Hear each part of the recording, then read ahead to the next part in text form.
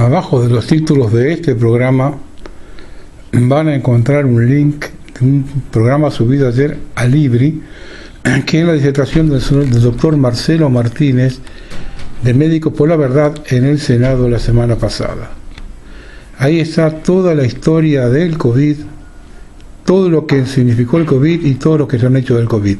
Es la explicación más clara que he escuchado. Véanlo, ahí tienen el link abajo de los títulos de este programa. Buenas noches, un nuevo programa de la verdadera historia. Vamos a hablar de la decadencia argentina, en especial para estos chicos jóvenes que no saben qué pasó en las últimas décadas en Argentina. Esto lo escribió Hispacia. Es difícil determinar cuándo venimos de arranca abajo. Cada uno elige un punto de particular para mostrarle a quien sea su enemigo político el monopolio de la responsabilidad.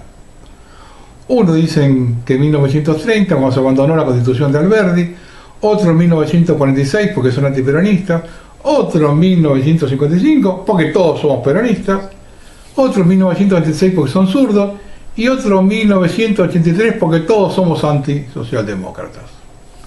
Lo cierto es que son elementos distintos y son decadencias de partes distintas del país.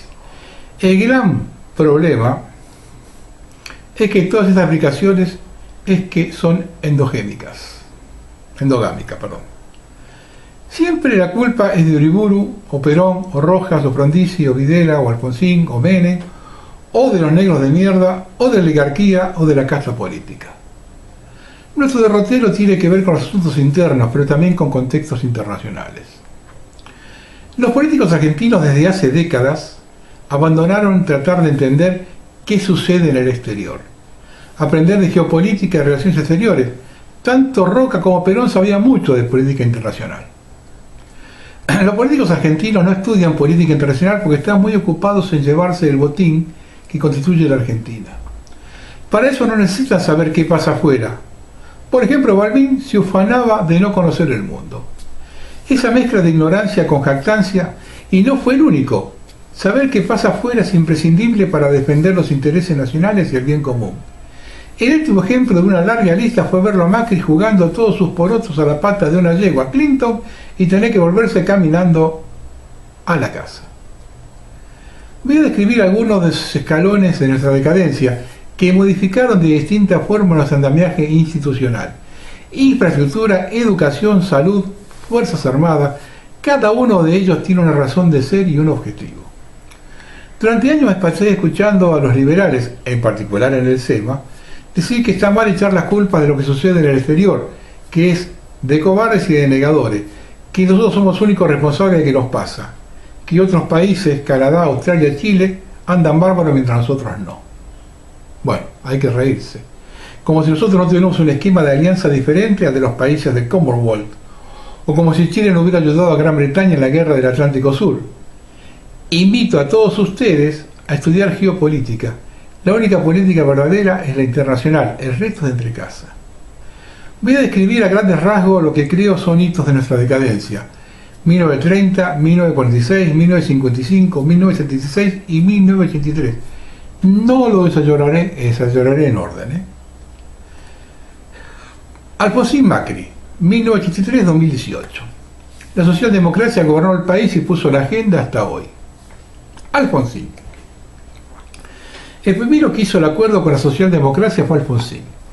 Asoció su partido al Internacional Socialista. A cambio fue recibido con honores en toda Europa y, si mal no recuerdo, le dieron un premio honoris causa en la Universidad de Portugal. La agenda consistió en juzgar a los militares, eso después era una parte, destruir las fuerzas armadas, cambiar la educación. Esto a priori era importar los cambios educativos implementados en Francia. Ahora sabemos que era directamente destruir la educación sarmentina como objetivo final. Subordinarse a Brasil económica y geopolíticamente, adoptar el garantismo en la justicia, cambiar la política de inmigración, aceptar la deuda investigada por inventada por Martínez Dios en colusión con la élite financiera mundial, importar la política de asistencia social europea, la caja PAN. Menem. Si bien el peronismo per se no es socialdemócrata, siguió determinados lineamientos que habían impuesto los radicales. Ya sea por pereza, ya sea para darle a los radicales lo que le pedían a cambio de que les dejaran robar, porque era la condición para mantenerse en el gobierno. Esto último lo explicaré. Menem siguió con la política de derechos humanos iniciada por Alfonsín, a lo que agregó las indemnizaciones a guerrilleros, lo que terminó siendo una sangría. Existen varias razones para esto último. Los montoneros pusieron plata en la campaña a cambio del indulto de sus cabecillas. Corach le dio mucho dinero a los indemnizados. Hubo retornos. Menem terminó de reventar las Fuerzas Armadas. Siguió con la política de subordinación de la Argentina a los industriales paulistas de Brasil. Dejó en manos de los radicales y de los sindicatos la modificación de la educación que terminó la provincialización y finalmente su destrucción. Tuvo como ministros y viceministros de educación a marxistas declarados, Filmus, y todos los funcionarios jerárquicos de educación se recibían sobresueldos directamente del Banco Mundial. Siguió con la política de asistencialismo social. El Banco Mundial condicionó su política de asistencia y préstamos a la Argentina a que se ejecutara el Plan Brady, el corolario del endeudamiento de Martínez Dios, destruir los ferrocarriles, destruir la educación. El Banco Mundial puso mucha plata para esto. Reventar la justicia con las ideas que se empiezan a elaborar de garantismo, dejar entrar el narcotráfico. Y por último, la condición del radicalismo para dar la reelección fue social democratizar la Constitución. El radicalismo tuvo una visión de largo plazo, perder la posibilidad de ganar la próxima elección a cambio de moldear el país a una socialdemocracia. La alianza. Socialdemocracia al palo, en acción y en persona. El marxismo toma el Ministerio de Educación, garantismo en la justicia, subordinación a Brasil en el Mercosur, etc. Duhalde, Kirchner, Cristina Fernández. Continúa la agencia socialdemócrata en todo su paroxismo. La subordinación de Brasil es obscena. La educación es entregada al sindicalismo sin atenuantes, quienes implementan una agenda marxista. Desfinanciamiento de las Fuerzas Armadas, encarcelamiento masivo de militares, levantamiento de bases antárticas, entrega masiva de tierras en forma de concesiones petroleras y mineras a compañías británicas, la British Petroleum, o máscaras de compañías británicas, todas las concesiones auríferas a compañías australianas, canadienses, sudafricanas, americanas. Esto es empezado con Menem y coronado con el gobierno Duhalde, Kirchner, Fernández. Cambio de la ley de inmigración de 2003, redactada por el CELS, que hace prácticamente imposible expulsar a un extranjero. Actualmente los europeos viven en la misma pesadilla. El CELS, junto a Amnistía Internacional, se hacen cargo del Departamento de Relaciones Humanas de las Fuerzas Armadas, decidiendo la política de ascenso de las mismas. Ponen gente en toda la burocracia de las Fuerzas Armadas y en los institutos educativos de las mismas. La ministra Garré pretende cerrar los liceos, colegios secundarios, lo que no logra hacer. Se revitaliza el mito de los desaparecidos, se rompen los últimos vestigios de pretensión de justicia, la administración de la venganza, se coloca a Zaffaroni en la Corte Suprema, se autorizan 2 bases militares en la Patagonia, una en Neuquén y otra en Malargüe, se autoriza, Garré, la construcción de una pista de aterrizaje apta para el Boeing 747 en los campos de Lewis, también en la Patagonia. Con la excusa de proteger el conurbano se abandona la custodia de las fronteras. Al amparo de la Ley de Inmigración de 2003 se permite el ingreso descontrolado de inmigrantes. Ambas son condiciones para el ingreso masivo del narcotráfico. Así como Chesterton decía que la mejor manera de esconder una hoja de un árbol es a los pies de uno en otoño, y Poe decía que la mejor manera de esconder una carta es entre cientos de ellas. El gobierno de Duhalde, Kirchner, Fernández consideró que la mejor manera de esconder peruanos o colombianos narcotraficantes es entre cientos de peruanos o colombianos narcotraficantes. El 10% son narcotraficantes, el 90% son escudo humano. ¿Quién va a tirar con ametralladora donde hay niños y mujeres embarazadas? Siguió el asistencialismo con modelos copiados de Europa. La educación se entregó al marxismo sin atenuantes. Se terminaron de romper las Fuerzas Armadas, dejando ferrocarriles, dejándonos en manos de las concesionarias de corredores viales, las empresas constructoras del Club de Obra Pública y en menor medida de Moyano. No hay una sola función de Estado que funcione. Básicamente se perdió el control del territorio, enclave las villas miserias, frontera descontrolada, indigenismo trucho en Patagonia, con una mirada sobre vaca muerta, eventualmente el trabajo preparatorio para una secesión. La Argentina cayó en la insignificancia internacional. Se recostó en la UNASUR, Irán, China y en menor medida Rusia. Macri continuó con todas las medidas de su antecesora, a lo que agrega el no festejo de las fiestas patrias, no festeja ninguno de los hitos simbólicos que nos aglutinan.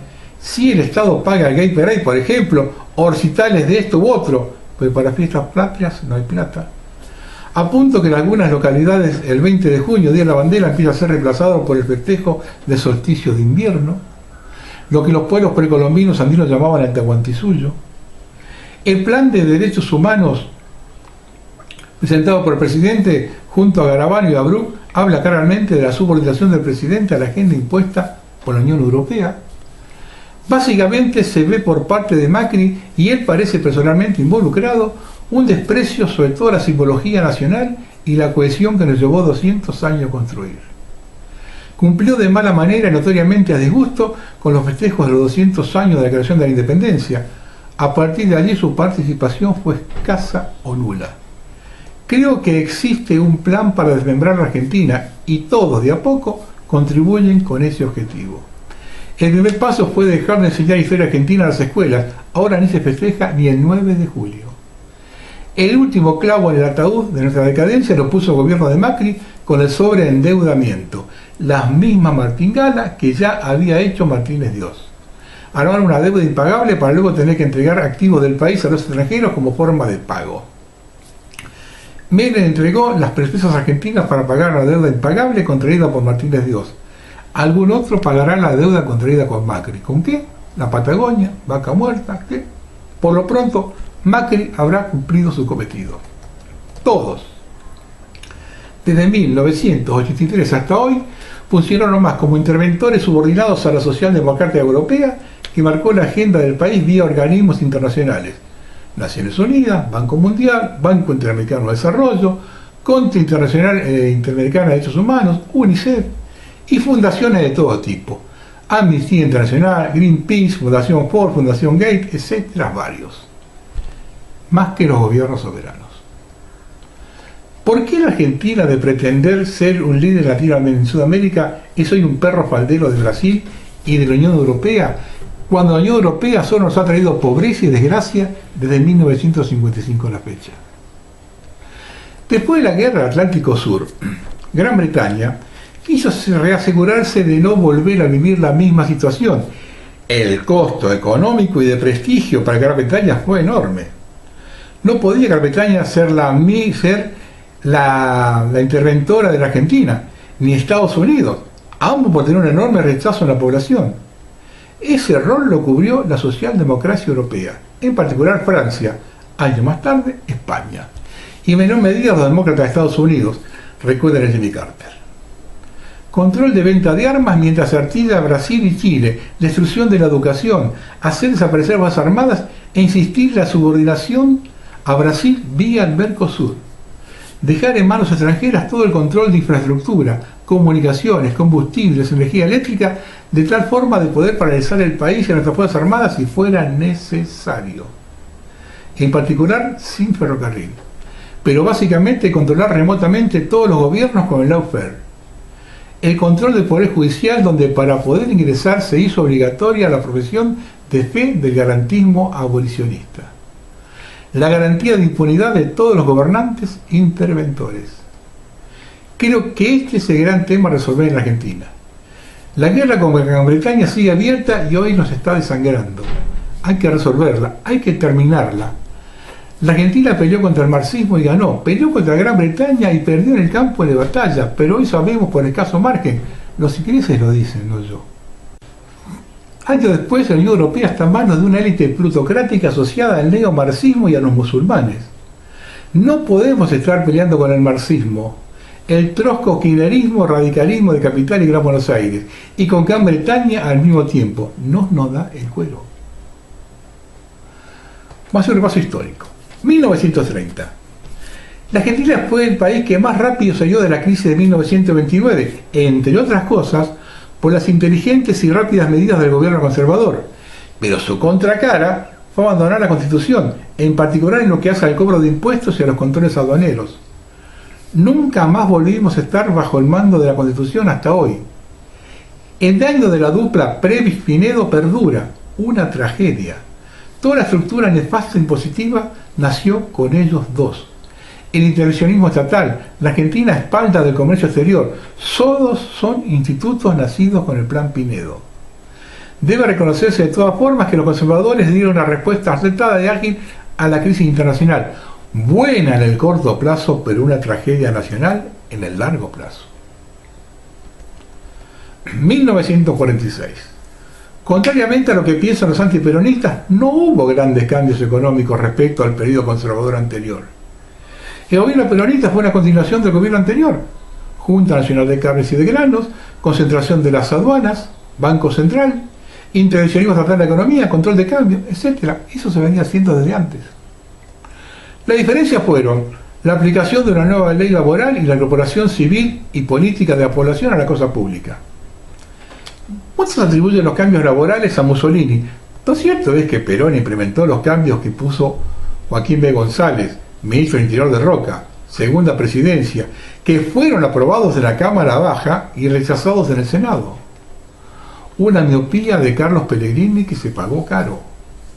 La Argentina hubiera sido el primer país en aplicar una defensa de derechos de los trabajadores y hubiéramos evitado la conflictividad social que hubo desde 1900 hasta 1946, con la excepción del gobierno de Alvear. Así como fuimos los primeros en suprimir la esclavitud luego de Gran Bretaña, hubiéramos sido también líderes en la defensa de los derechos laborales y la concentración entre la patronal y el trabajador. Una pena.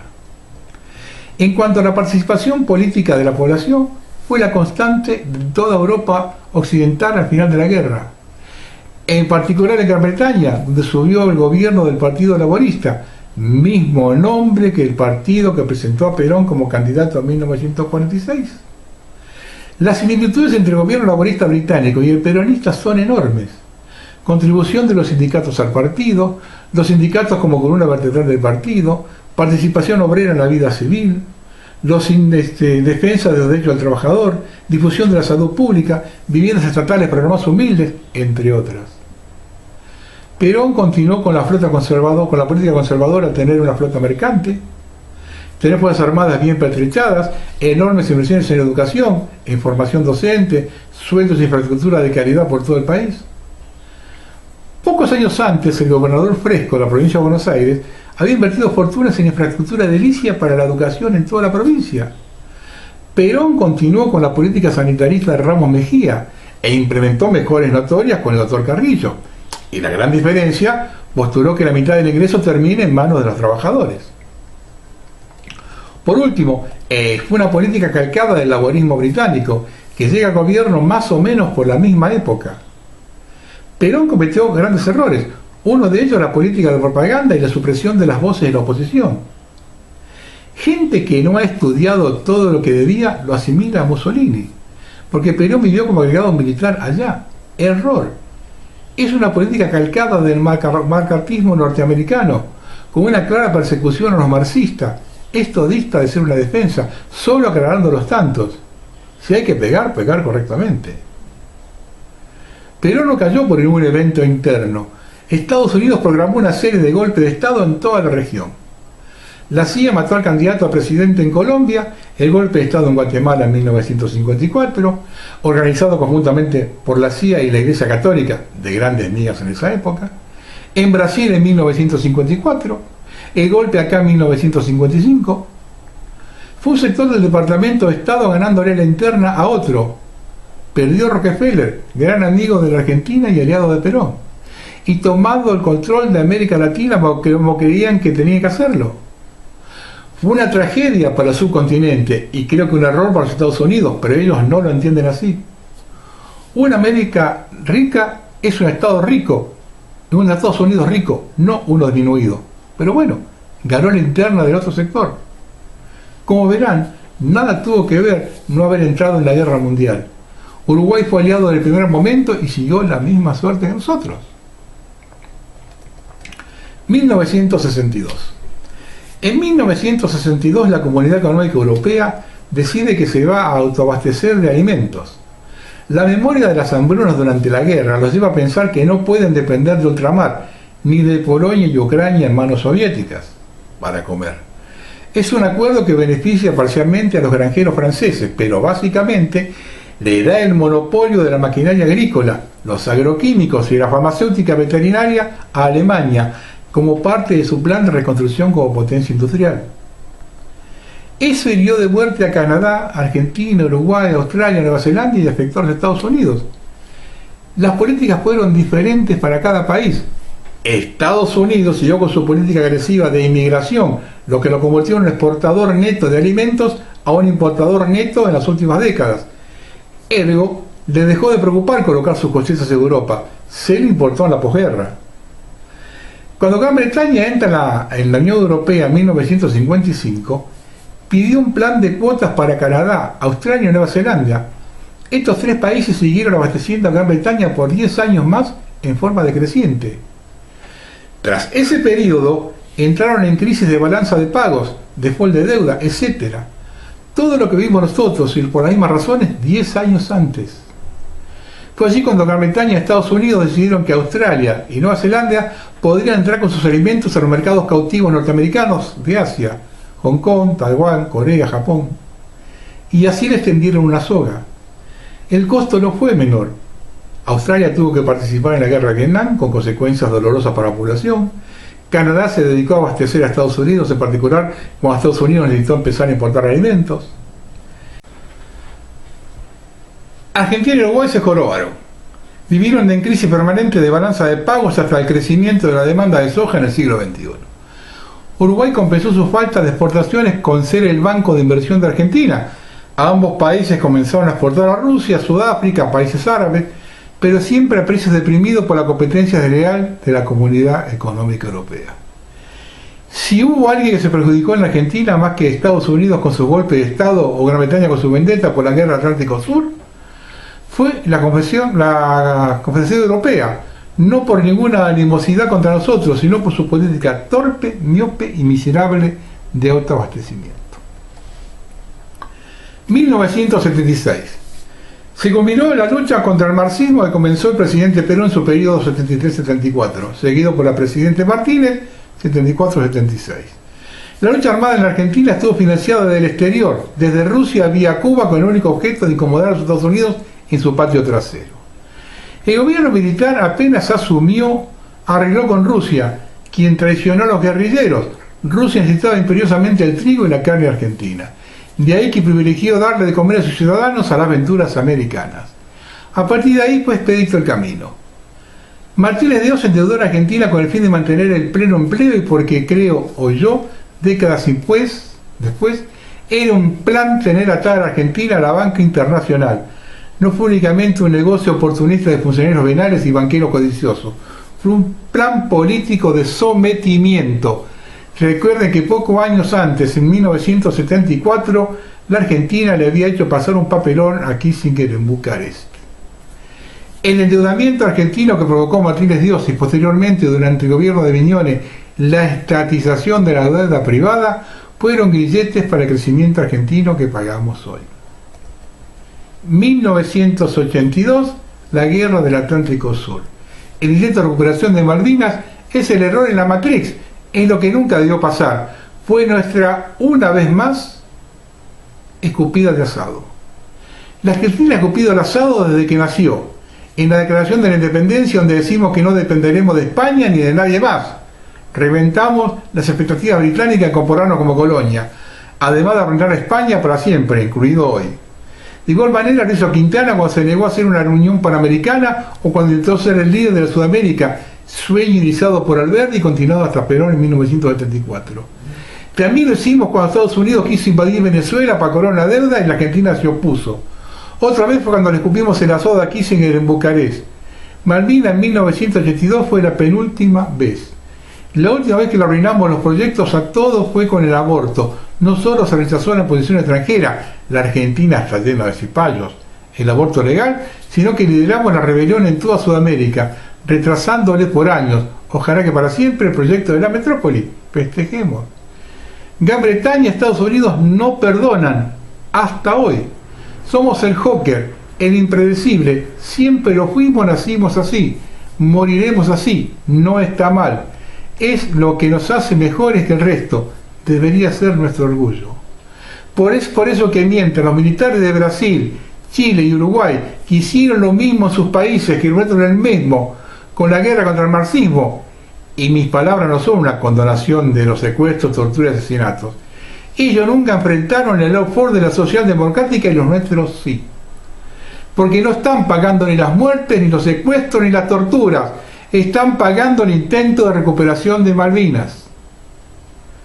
Si A, B y C, D hacen X y solo C hace Y, y luego C solo C es castigado, es por hacer X, los secuestros, muchos tortura, o por hacer Y, Malvinas. Es un simple análisis, pero parece que nadie lo ve. Lo que más tristeza me provoca es que tuvimos una élite gobernante que se quiso comer el mundo, que quiso ser una de las naciones líderes del mundo.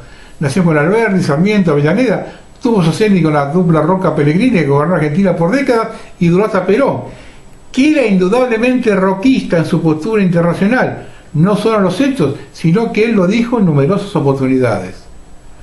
Pasamos a mendigar poder exportar carnes, 1955-1982, a tener un gobierno interventor desde 1983 a hoy, cayendo en la mayor de las insignificancias y perdiendo control del propio territorio, sin fuerzas armadas y a tiro de piedra de cualquier banda narco.